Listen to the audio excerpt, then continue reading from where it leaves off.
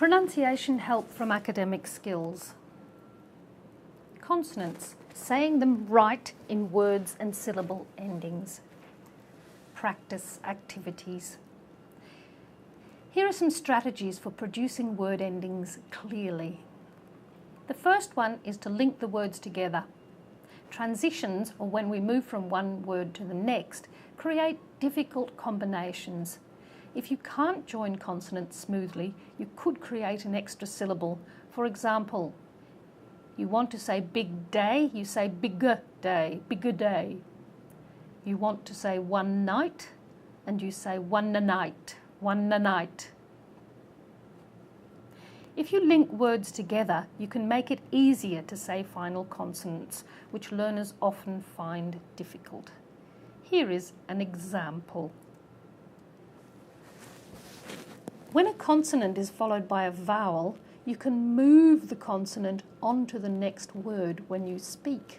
So we don't say an example, we say an example. An example.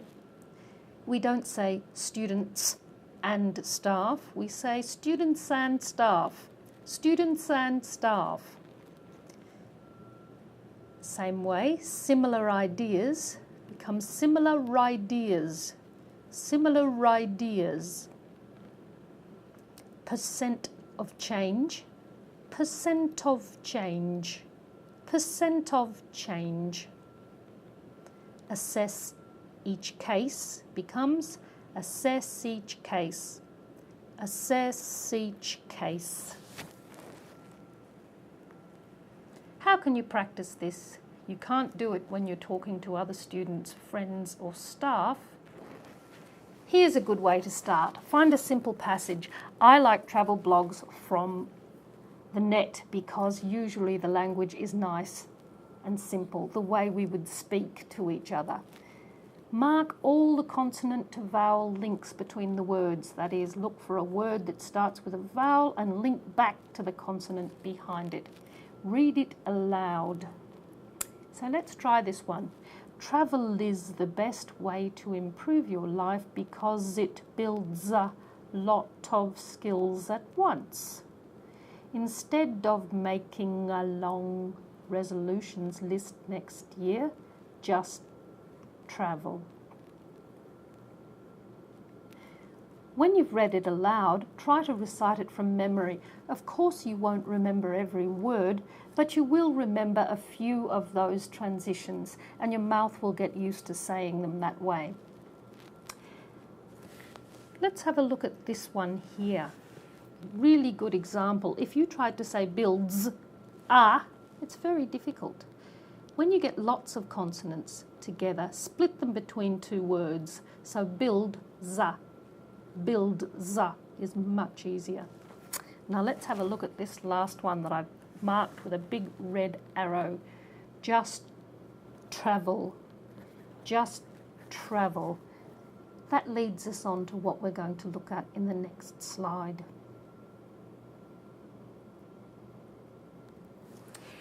When one word ends with a consonant and the next word starts with the same consonant, native speakers join the two together and make them long. So I say just travel. My tongue goes up for a T and it stays there. Let's have a listen. You can try and say these after me if you like. Get ready to hold your tongue up. One night. One night. What time is it? What time is it? Some money. Some money. Republic of France. Republic of France. Ukraine or Russia? Ukraine or Russia? There's another one to practice with your short written passages. Here's the tough one. When we get two different consonants together, where one word ends with a consonant and the next one starts with a different consonant, Pull them out and repeat them rapidly. It's a bit like doing piano scales with your tongue. You need to teach your tongue and lips to move quickly between those sounds. So I don't want to say big day, so I'm going to pull out g, big day, big day, big day.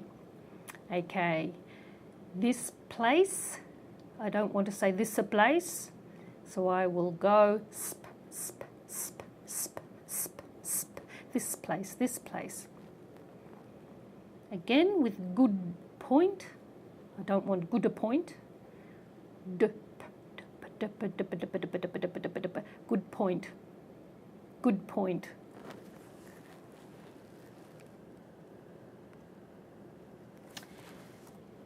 How to practice.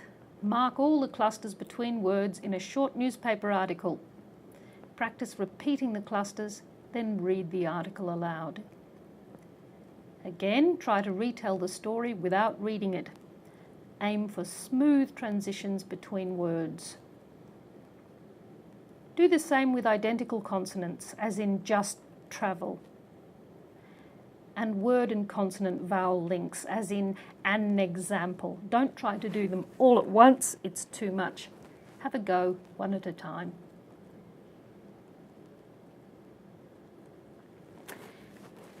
Okay, here's a place where we often lose lots of final consonants, and it sounds like your grammar needs work, although it's not the case. They're actually easier to say than you think. Have a listen when I say these words and work out what the rule is. Stops, waits, looks. The last sound is s. Now listen to the second column. Drags, reads, rubs, loves. What's happening here? The word ends with a consonant that has voice, so the S will take voice. What about these ones in column 3? Watches, passes, wages. You probably know these are special sounds. Because it's difficult to say ch and s and j with an S, it's too hard. We can't say it. We add a vowel just for those 3 sounds. So it's uz, watches, passes, wages. Now what about the past tense? Stopped, looked, washed, passed. In column 5, the word ends with voice. Drag, g, rub. So the D has voice. So we've got dragged, rubbed, loved, waged, raised. And just like with S, we find it too hard to say t, d together. So for T and D, we add a syllable. Weighted, loaded, needed, faded. Practice those 3 combinations for present tense and the 3 for past. Let's have a go together. Practice saying these words in past tense, pronouncing both final consonants. So, pt, kept, walked, slipped, locked, brushed, stepped, pushed, hinged, finished. Now we're going to read a passage aloud, and we're going to be very careful with those final clusters on the verbs. He kept his mind blank as he walked to the door. One thought slipped through his head as he pressed the red elevator button. Would the room be locked? He brushed the thought from his mind as he stepped into the lobby.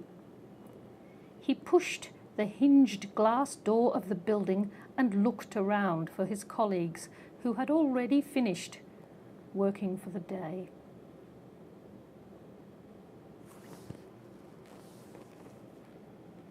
So read that aloud and then recite it aloud from memory. Pay attention to those final sounds on the verbs. Here's another one.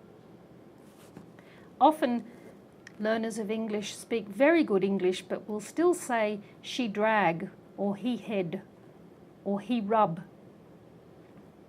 It makes your English sound much better if you can include that final S or Z sound. So let's practice the ones with voice. Drags, heads, rubs, loves, grabs. Now the ones without voice. Sits,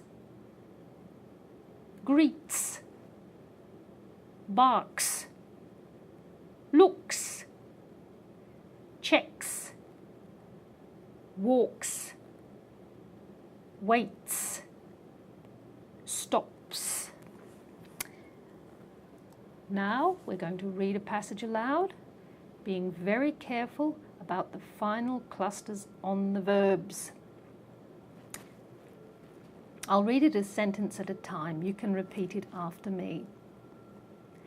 Every morning she drags herself out of bed, sits for a few minutes, then heads to the kitchen for breakfast. The dog greets her and barks. She rubs his head. He loves that. Today it looks like it's going to rain, so she grabs her umbrella, checks her bag and walks outside, where she waits for the bus which stops outside her house. Now you read it and recite it aloud from memory.